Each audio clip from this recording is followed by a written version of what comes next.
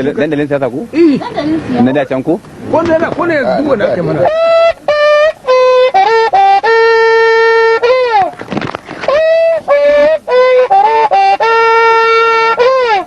Cikin shirin namu na can za ku ji firar da aka a jihar Kano.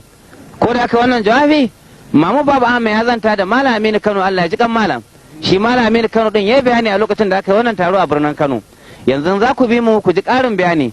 Ga dai Mamu Baba Ahmed ɗauke da ƙarin bayani.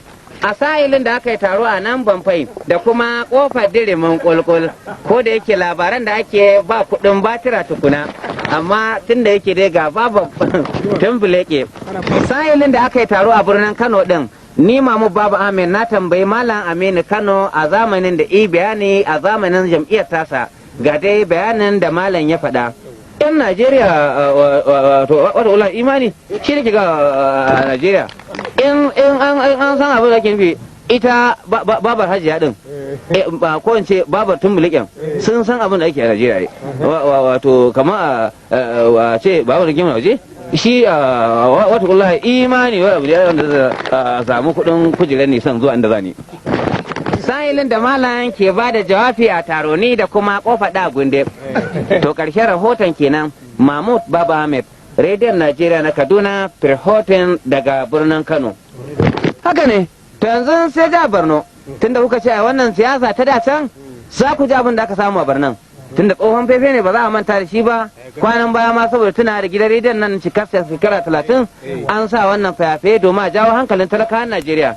Shi ka kwantar da hankali mana domin sa abin da za su yi a Najeriya ya jawo musu arziki. To yanzu ga Waziri Ibrahim siyasa ba da gaba ba. Ni Halil Ahmad Getso zan taɓo mana Umar Yahaya wakilin mu da ke Borno. Ga Umar Yahaya shi ma Allah ya gafarta masa. Umar Yahaya samu mana ƙarin bayani lokacin da aka yi taro a cikin garin Borno kwanan baya. Ga Umarin can Kano Anya da kuma Ciro Kyakin Dare da shugaba Darma sun fara bada jawabi a Borno. Wazir Ibrahim siyasa ba da gaba ba shi ma fara bada jawabi kamar haka. Menene ta fada?